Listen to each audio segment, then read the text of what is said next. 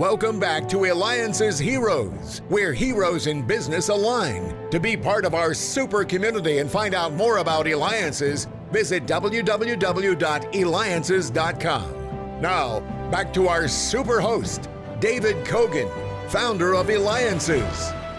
What an incredible morning. I mean, we started off the morning with the CEO of Trinovate Ventures. They're the subsidiary of Blue Cross Blue Shield of Arizona, with the doctor CEO over the whole thing. And we had the Consumer Electronics Show Association president. He is the one that puts on the CES show every year, Gary Shapiro. And we had the multilingual, graphic design expert for technology companies, Rachelle Pierce with Trius Creative. Now let's talk about our next hero. Are you really experiencing what you are right now in the real world? Are you sure? How do you know? Is it reality or virtual reality? You will experience something very different with our next hero. He is an American engineer, hardware designer, inventor, video game developer, and philanthropist. In fact, he's the co-founder and chief engineer at Oculus VR, which was later acquired by Facebook for $2 billion. That's Jack McCauley. Jack, let's go right for the dessert first. $2 billion after only 3 years you sell it. I'm not going to ask why you sold it, but want to know what your emotions were when you signed the docs. Thank you. And let me just preface this by saying it's an honor to be on this program, and it plays well into my philanthropic causes and so forth that I'm involved with right now. So to answer your question, I kind of knew something was happening at the company. I wasn't involved in the direct negotiations with Facebook, Mark Zuckerberg, over the acquisition, but I kind of knew something was going on. I had a feeling about it. And was I surprised? I was surprised by the dollar amount, quite high. But Facebook, when they bought the company, I said this in other interviews, what they got out of the company, what did they get? They got some intellectual property, they got a profound product and a new technology, but they mostly got a great team. The people that worked at Oculus are amazing people. I mean, we have John Carmack, who's a world-renowned video game engineer. Mike Abrash, similar type guy to Carmack, and me, and a bunch of other people who, companies like Facebook, if they're going to go into the consumer electronics world or the entertainment, where I call it entertainment, where world, they got that team, and that's what they got. The product itself, well, remains to be seen how that's going to play out. My feeling on it is I've got some feelings on that and some intuition on how that's going to work. But that's what they got, and you asked me how I felt. Of course, I was elated. And I was already well off, and I worked in the video, a really great industry with large amounts of revenue. Video games now out, sell movies as revenue-wise. They get more revenue from video games than they do movies these days. So, of course, I, prospered well into that, and I worked at Guitar Hero there as the head engineer and head designer there. So I already was set that in that way. But what it did do is give me the opportunity to give back, and that's what I've been doing in my family, has been donating money and time to education.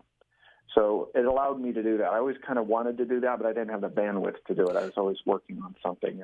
And Jack, what drove you? What drove you on the education side? I mean, why pick out of all these things? You got healthcare, you've got so many things. What was education so close to you? Well, when I got out of Berkeley, I went to UC Berkeley. I got a full scholarship there, and including my living and tuition. And it sounds great, but back then the tuition was really cheap. So, but I did, and not being I was not the best student growing up. I didn't particularly gravitate towards sitting in a classroom and studying. I kind of did all that stuff on my own. But what Berkeley did for me was to provide me the discipline to actually go to class. That's what I'd go to class and I'd sit there and listen to the lecture and take the exams and the midterms and the finals and so forth. And it gave me the discipline to do that, and it also accelerated my technical knowledge. I had a technical knowledge before, but it wasn't very deep. And, it's like when you see a computer as a kid, I talk and be like, how does it know how to do these things? How does it work? Well, when I got to Berkeley, then, of course, I learned all those things in electrical engineering, computer science. I learned all those things, and so it deepened my depth of knowledge of technology. Now, why am I now involved with Cal and doing those kinds of things? Because when I was hiring people, I always like to hire young people. When I hired young people that are fresh out of college, I always ask them, "What do you like to do? What is it that you like to do?" If the guy says, guy or girl says, "Oh, I like to play on my cell phone," well, the interviews are going to be a short one. But if the person says, "Well, I like to build robots," or "I'm into drones," things of that nature, that the interview continues further. And this place that at Berkeley, that I'm involved, I donated money to, along with a bunch of other people, Paul Jacobs of Qualcomm and Shankar Sastry, Dean of Engineering, we're also actively involved, is a sandbox to teach people. Berkeley has the best students. It's the best public university in the world. And the students that come in there are super smart. I mean, they are really, really academically bright people. Sometimes they lack sort of the hand skills and the hands-on stuff. And I think that the reason I was intrigued by Jacobs was, and the philanthropy I did there was to allow these people to get some hand skills and some hands-on stuff, because Berkeley is a theoretical school. And it gets them in there in a lab. They have 3D printers, laser cutters, all kinds of tools, and all kinds of soldering and processors and Arduino and all these things that you need, to develop as an engineer. And so that was my impetus behind Absolutely incredible. Those kinds of things. Incredible. And you're listening to Eliances Heroes with me, David Kogan, and we have Jack McCauley. He is the co-founder, chief engineer at Oculus VR, which was later acquired by Facebook for only $2 billion. Go to Where Entrepreneurs, be part of the community, Eliances.com, where entrepreneurs align. That's ELIANCES.com. Jack, tell me what happened at the age of 9 years old to you. Well, I used to, way back then, you'd enter a contest or something like that. I used to see these things, back to a cereal box or something, or I'd get a toy and there'd be, enter this contest and build this toy. Well, I did that, and they must have been impressed with it. I completely forgot about that. I vaguely remember doing that, as 9. I mean, I didn't really remember it very well. But I entered this contest and I got this scholarship. I don't know what happened to the money, though. I think my parents spent it probably on groceries or something. I have no idea. But I modified a toy, but I don't actually remember what that was.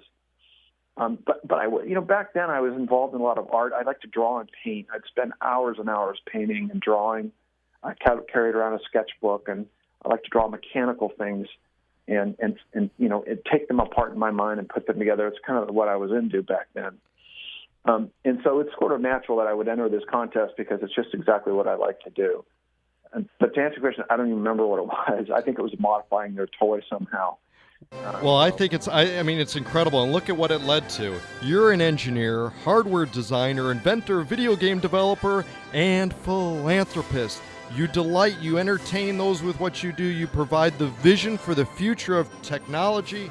Jack McCauley, you're a hero, and this is David Kogan with Eliances. You have been listening to Eliances Heroes, where heroes in business align. Eliances is the destination for entrepreneurs, investors, CEOs, inventors, leaders, celebrities, and startups. To present your superpower, visit www.eliances.com. to unmask Eliances heroes' secret identities. Be sure to tune in every Thursday at 9 a.m. right here on Money Radio 1510 and 99.3 FM.